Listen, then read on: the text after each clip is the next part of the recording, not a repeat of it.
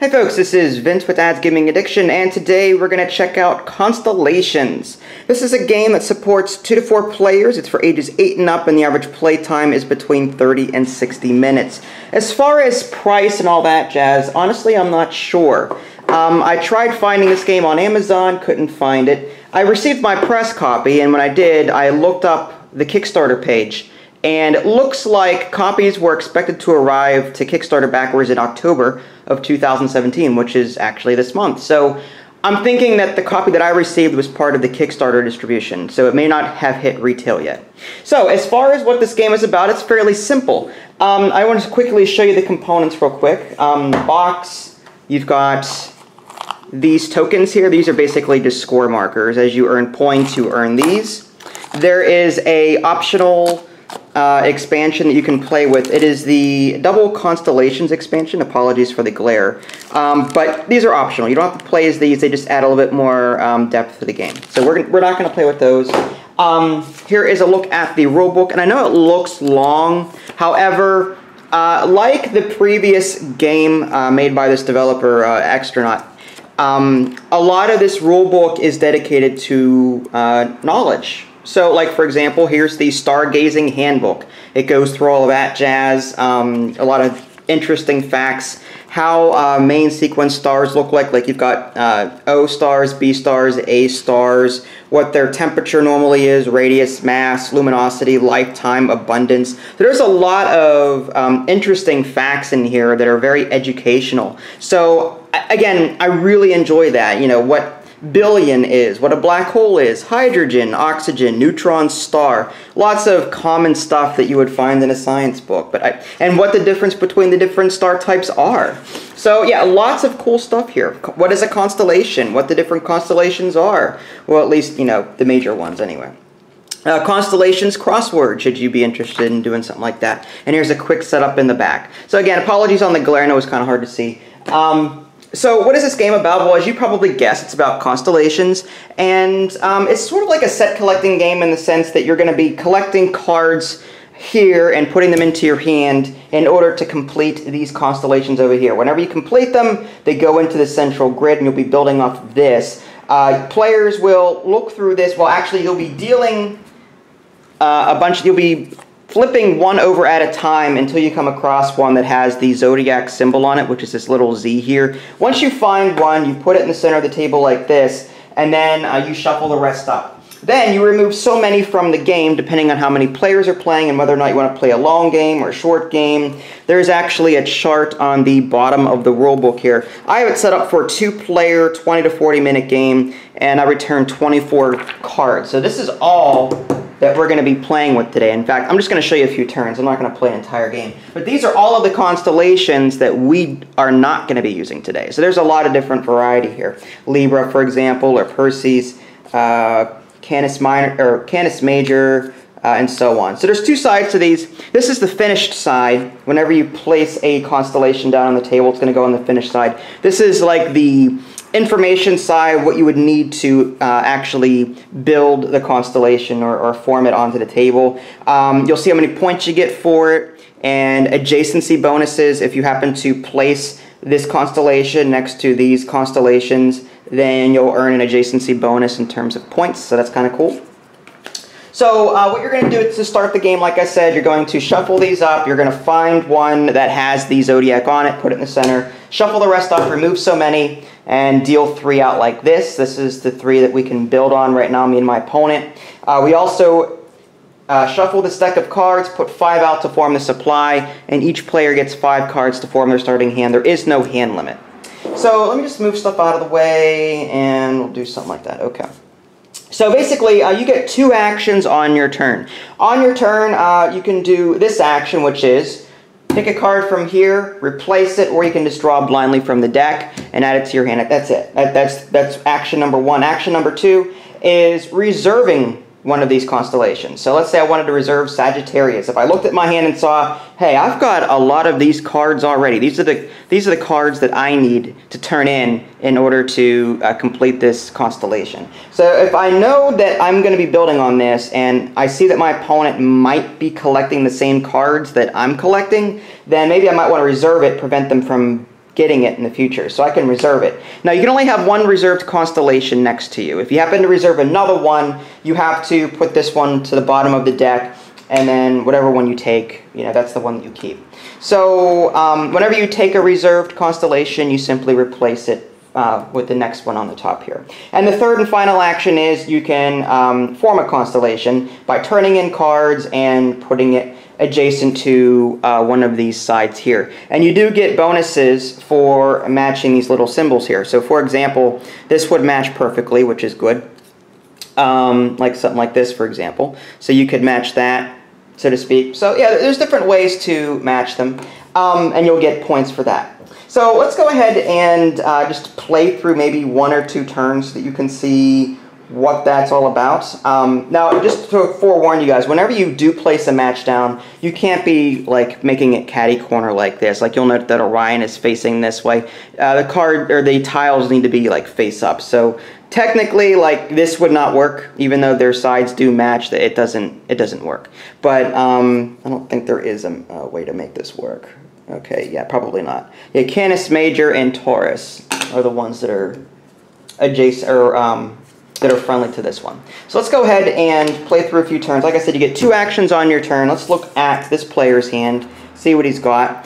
So cards either come in 1 star or 2 stars, and they come in different colors, as you can see here, representing like the blue or A stars. You've got G stars here, M stars, B stars. O stars are wild. There's only a few of them in the deck, but they serve as wild cards. You can also substitute, whenever you are playing a constellation, you can substitute 3 cards of one type in order to make it any star that you want. So let's say I'm missing 1 card that I need. I could play 3 cards of another star type and substitute that as the 1 card that I needed.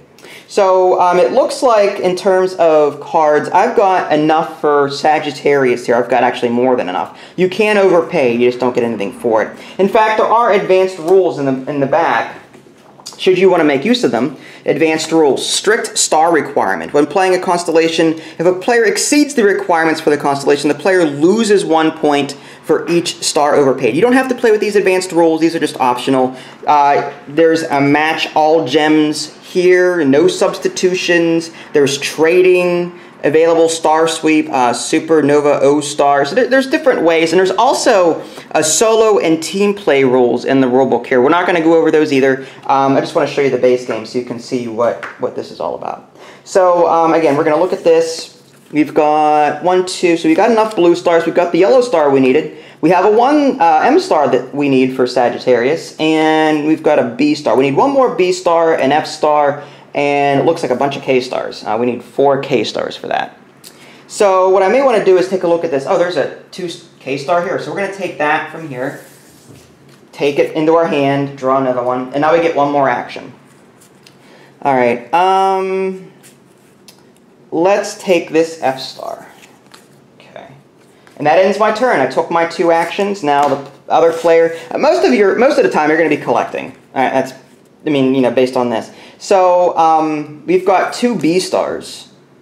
Okay, we've got 2 A stars. We've got a bunch of G stars and some K stars.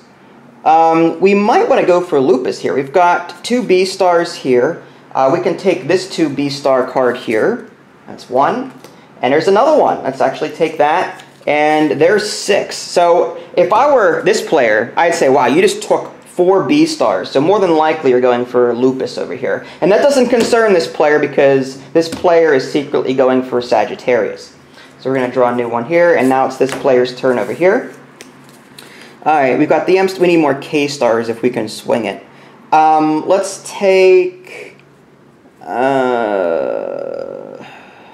we might want to consider taking other stars for future, or for other cards too, in case we can't get the K stars that we need. So maybe we'll take a B star in preparation for Orion, maybe? And then maybe another, well actually let's draw one first. Oh, there's the K stars that we need. Good thing I did that. There's the K stars, and we draw another one. Alright, there's 2 M stars there. This player's turn, let's take a look at what we've got here. Alright, so we've got enough now to play this. Now, he's got 2 G stars here, and this only requires 1 G star. 6 B stars and 1 G star. So this main, I mean, he's going to overpay, but that's okay. So for the first turn, we're going to play these cards here. This is 6 B stars and 2 G stars. That's enough for Lupus here. So we're going to turn these cards into a discard pile. And whenever the draw deck runs out, you take the discard pile, shuffle it up, and make it into your draw pile again. So we're going to take Lupus here, flip it to the finished side, and then this player can choose where to put it, and he'll get points. So he gets 4 points for just forming this in the first place. So let's just put a 5 here for right now, until we figure out what the rest of the bonuses are. So he could do something like, say, this. It's not a perfect match, but he did match one of these symbols here. So he gets an extra, I believe it's 2 points for that, if I'm correct. Let me just consult the rulebook again. Yeah, I believe it's, for the matching gems, I believe it's 2. No, 1 bonus point for each matching gem. Okay. If no gems match, the player loses 2 points. So here's a quick look at that. The Constellations point value plus 2 bonus points for each matching adjacent constellation. In this case, there are none. 1 bonus point for each matching gem. If no gems match, the player loses 2 points. So we did match the gems, so we're not going to lose any points. It's simply going to be the 4 points plus the 1 matching gem, which is 5 points. So there we go. So we've got 5 points for this player over here. We're going to draw a new tile to replace that. And he gets 1 more turn. So let's take a look at the new card. It's Scorpius. Its bonuses is Sagittarius and Libra. This one's Canis Major and Taurus. This one is Capricornius and Ophiuchus, is it? I don't know. I'm going to be butchering that. Okay, so let's go with... This one needs a bunch of B stars. There's not a whole lot of B stars here. Actually, Sagittarius... This player doesn't know what this player is going for, so maybe he's deciding, okay, maybe Sagittarius is well-rounded.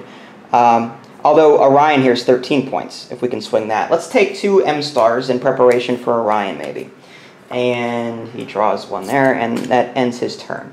And then this player goes, takes a look at his hand and goes, okay, Sagittarius, what do we need for... okay, we've got the 4K, we got the 1M, we've got 1G, we've got 2B, we've got 2A, and 1F. Okay, so he has enough to play Sagittarius. Basically all of his cards, but it did it. So he's going to play Sagittarius. He gets 12 points for that, plus whatever adjacency bonuses he can swing.